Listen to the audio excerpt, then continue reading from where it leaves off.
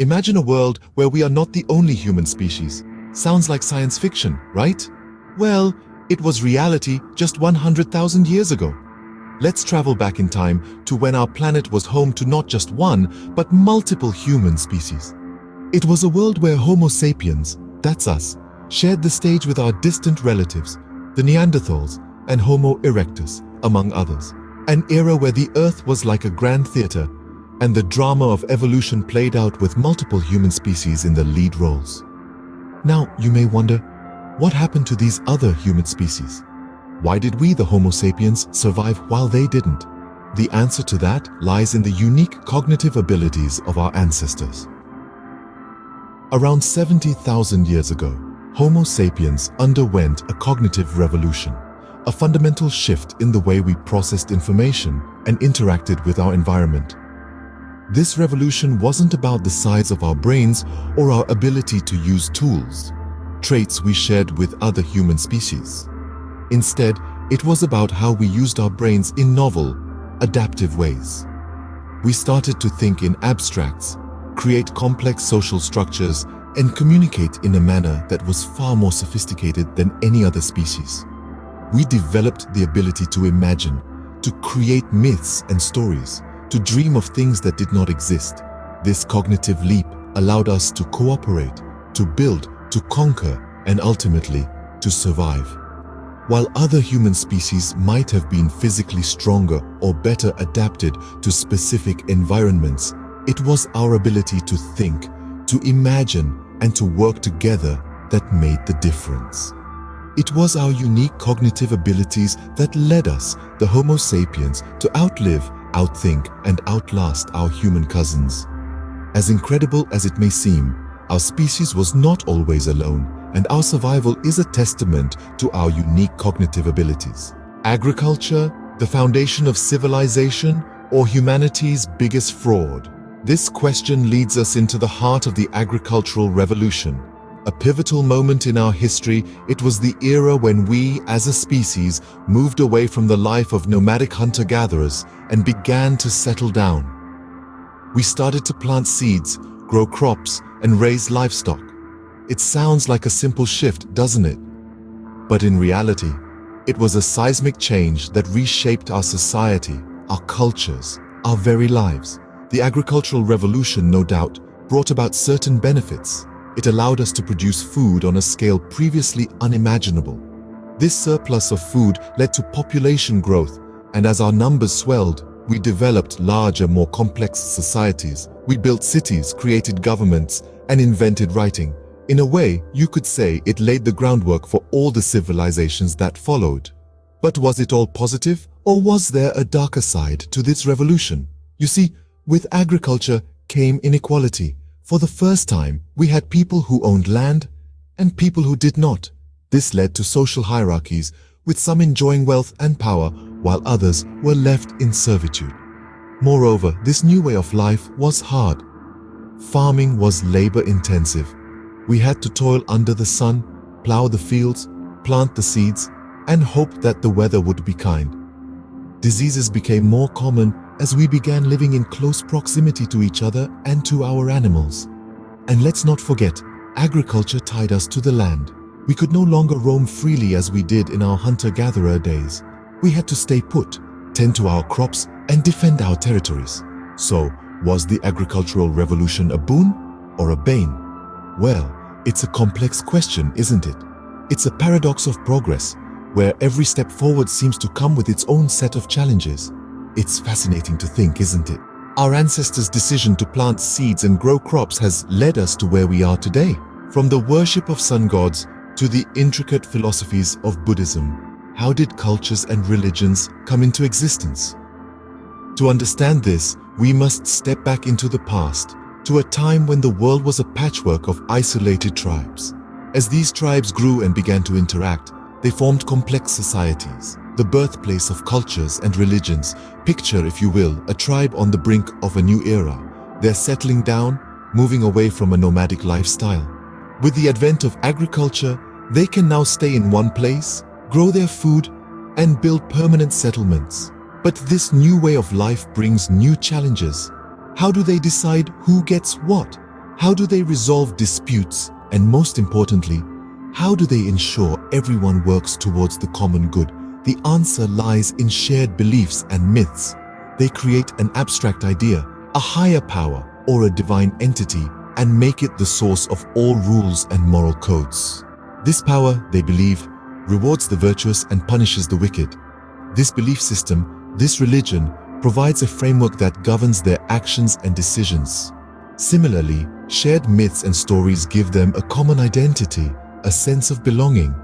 They tell tales of great heroes and epic battles of gods and monsters, and in doing so, they weave the fabric of their culture. These stories, passed down from generation to generation, become the collective memory of the tribe, shaping their values and norms. As these societies grow and evolve, so do their beliefs and myths. Some turn into complex philosophies, others into organized religions. They spread across continents, carried by traders, conquerors, and missionaries, and with time, they become an integral part of human civilization. So, you see, cultures and religions are more than just a set of beliefs and practices. They are the glue that holds societies together, the foundation upon which civilizations are built. They define who we are, how we see the world, and how we interact with it. Our shared myths and beliefs, whether religious, political, or cultural, bind us together, creating the diverse world we live in today. Could our ancestors have imagined a world where we could fly in the sky or explore the cosmos? Welcome to the scientific revolution. The scientific revolution, a period of immense discovery and innovation, marked a radical departure from the traditional ways of understanding the world. It was a time when the human mind wielded its power, breaking free from the shackles of superstition and unfounded beliefs. It was a leap, a quantum jump into the future of humankind. During this remarkable period, the likes of Galileo Galilei, Isaac Newton, and Nicolaus Copernicus dared to challenge the status quo, daring to explore the unexplored. The telescope, the microscope, the compass, these were not just tools, they were keys that unlocked a world beyond what the naked eye could see, a world where we could delve into the mysteries of the cosmos and the minuscule. But the scientific revolution was about more than new tools and discoveries. It was about a transformation in the way we thought, the way we questioned, the way we sought answers. It was about skepticism and curiosity becoming the new norm.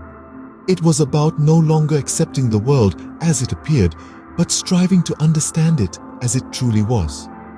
This revolutionary shift in thinking allowed us to manipulate the world around us in unprecedented ways. We harnessed the power of steam and electricity. We built machines that could do the work of hundreds of humans. We developed medicines that could cure diseases once thought incurable. The impact of the scientific revolution on human society can't be overstated. It's in every corner of our daily lives, from the device you're using to watch this video, to the synthetic materials in our clothes, to the genetically modified food in our supermarkets. The scientific revolution was not just about new discoveries. It was a new way of thinking, a new way of interacting with the world that has shaped our modern society. It is the foundation on which we stand as we leap into the future, as we continue to push the boundaries of what is possible. It is the legacy of our ancestors and the promise of our descendants. From the African savanna to the moon, we've come a long way, haven't we? It's a journey that echoes across millennia, a testament to our perseverance, adaptability, and insatiable curiosity. We, Homo sapiens, began as humble foragers wandering the plains of Africa. Then, the spark of cognition ignited, setting us on a path unlike any other species before us. We tamed fire and invented tools, transforming the world around us and shaping it to our will. We journeyed across vast oceans and treacherous mountains, spreading to every corner of the globe. Our ability to create and share stories birthed cultures, religions, and civilizations. And it was these shared myths and beliefs that allowed us to cooperate on a scale unimaginable to our ancestors. In time, we harnessed the power of science and technology, leaping forward into an age of discovery and innovation. From the printing press to the internet, from the steam engine to the spaceship, we've continually pushed the boundaries of what's possible, reshaping our world and ourselves in the process. But what does the future hold for our species? Well, if our past is any indication, it's clear that we're not ones to sit still. We'll continue to explore, invent and innovate, driven by that same spark of curiosity that set us on this extraordinary journey. We may see advances in artificial intelligence and biotechnology that challenge our very notions of what it means to be human. We may colonize distant planets, becoming a multi-planetary species. The possibilities are limitless, as boundless as our imaginations. So, as we stand on the cusp of this exciting future, let's not forget the path that brought us here. The trials we've overcome, the knowledge we've gained, the stories we've shared, they're all part of our collective journey. As we look forward to the future of our species, it's essential to remember where we came from and the journey we've taken. After all, history isn't just about the past. It's about understanding our present and shaping our future.